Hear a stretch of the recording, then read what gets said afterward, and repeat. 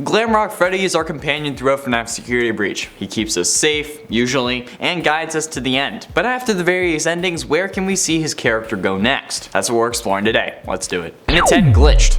We know that at the beginning of the game, during the main show that every kid comes to the Pizzaplex for, Freddy ends up glitching and ruining the show. It's as if it was his fault that he glitched. At least it seems like that when Vanessa was blaming him. But ultimately, we assume that this glitch is the reason Freddy isn't trying to capture us. But this glitch seemingly also is what really sets this whole game in motion, and what results in the ability to end with the true ending. Since without that glitch, Gregory wouldn't have hid inside Freddy, and then he probably would have been caught and subsequently killed by Vanny, most likely. Or whatever she was doing with these kids, like using them to power Afton or whatever. In at 9, replaced. Thanks to the chat that Vanessa has with Freddy in the parts and service room, as well as the newspaper clippings we get in the van ending, we know that once Freddy leaves the Freddy Fazbear's Make a Pizzaplex, Monty ends up replacing him. I don't know why, thanks to a point later on, but my original theory was that they couldn't build another one. However, it's probably just because they knew he wasn't under Afton's control anymore, and they probably didn't want to risk getting another Freddy to do the same thing. Whether it's because of the glitch alone, or if perhaps it's because Glamrock Freddy is possessed by Michael is up for debate, but if he was possessed, I doubt that they would know that. Or if Afton did know that, I guess he wouldn't want another Freddy because it wouldn't be the one with his son inside, which could also make sense. In at 8, upgraded. At the end of the true ending, we have a fully upgraded Freddy with our player character. The first time we have an animatronic on our side, and this will continue to be the case in future games, as long as we play as Gregory again, because Freddy seems to be sticking by our side, which is honestly a whole other topic for another video. Like, if we do end up moving forward as Gregory with Freddy by our side, obviously he now has all the issues like hourly recharging fixed somehow, but he also has like Roxy's eyes, Monty's claws, and Chica's voice box. So we could basically do anything and the animatronics wouldn't really be able to stop us, especially because we have Monty's overpowered Fists of Calamity, or whatever they're called. And at 7, reproduced. We now know, thanks to an interview between Daco and someone working for Illumix, it was revealed that Illumix does indeed plan to add the Glamrock animatronics into FNAF AR Special Delivery, which opens a whole other can of lore worms that I don't really want to get into, but I guess technically I have to. Firstly, why weren't they there to begin with if these games are supposed to take place at the same time? Second, why hasn't Fazbear Entertainment shut down the Special Delivery project, especially after their Pizzaplex started getting missing children and they know that some kid ended up hacking the animatronics? No idea. And third, if they have enough materials to make a new Glamrock Freddy and ship him out to kids all over the world, why don't they remake him for the actual band instead of replacing him with Monty, like we see in the van ending? Because like I said earlier, they couldn't remake a Freddy, but now they can once they add these characters to FNAF AR, since they have to ship them out to whoever wants one. So how are they doing that if they won't rebuild one for the Pizzaplex? And at 6, good. At the end of FNAF Security Breach, luckily Freddy is still on our side, something that I thought was impossible when the game first came out. But for the first time,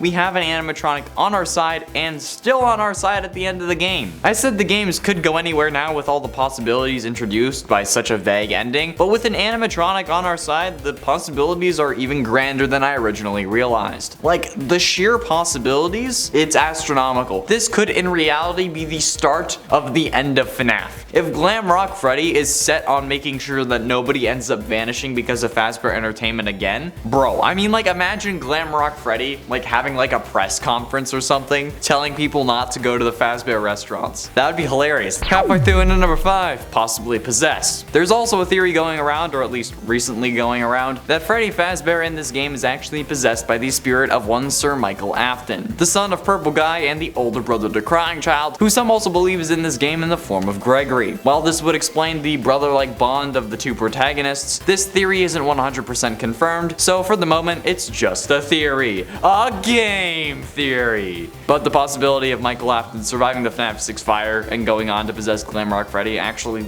does make sense, especially given that we've seen everyone else that was in the FNAF 6 fire that contained remnants still at least partially alive and kicking. Burntrap is still there, Molten Freddy, Scrap Baby, and the puppet are all in the form of the Blob, so it would make sense for Michael, who was also supposed to have perished in that fire, to still be alive. especially because we never see a body. And at 4, sees Vanny. We know at the very beginning of the game, Freddy is unable to see Vanny for whatever reason, since when we ask, what the hell was that, he responds with, that's a fountain. However, thanks to the newly installed eyes we got from Roxy's accident, Freddy, as we see in the rooftop ending, can now see Vanny. I don't know why Roxy's eyes let Freddy see Vanny. Like, if the animatronic seeing you was an issue, why not prevent them all from seeing you? But okay. So after the game, we know that Freddy is now on some super mega ultra eye level, and they're going to burn a hole in my soul and then make me weep for salvation. I don't know what I'm talking about, really. But look, okay. Freddy, at the end of Security Breach, can see things in a whole new light, meaning that if he is with us for the 10th game, we are going to have some seriously dope and potentially even overpowered abilities. But frankly, I bet the next game forgets all about the upgrades, or just doesn't have Freddy or Gregory in it. Getting close to the end into number 3, Arsonist.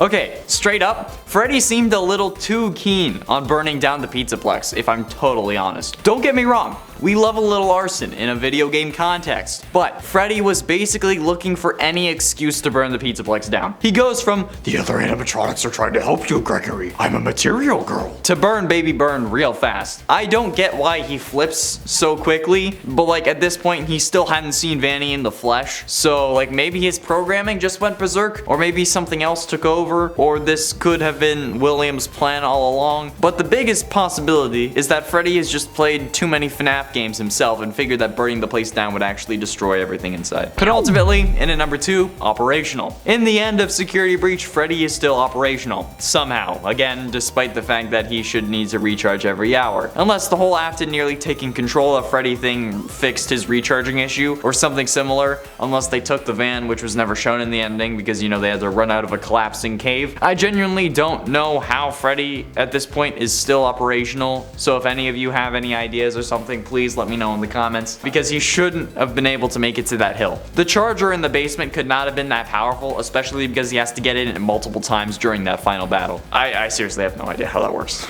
And finally, in at number 1, ahead of the game. While he is fully assembled and operational at the end of the true ending of the game, in the Princess Quest ending he's only ahead, since the rest of him was destroyed by Vanny. So while this may not be the case after the canon ending, it's known now that Glamrock Freddy can operate without the rest of his body. In this scenario, he only really needs his head to function. And interestingly enough, he seemingly also doesn't really need his head, since in the parts and service room, his body can jump scare you while you're reattaching it, but like his head won't be connected to his body, which, while it is one of the funniest jump scares in the game, indicates that his head and his body operate separately, which can have a whole other set of implications lore-wise that, again, I don't want to talk about. That's all the time we have for today, friends. Thank you all so much for watching. I have been in Showerman Connor Monroe, and I'll see you in another video.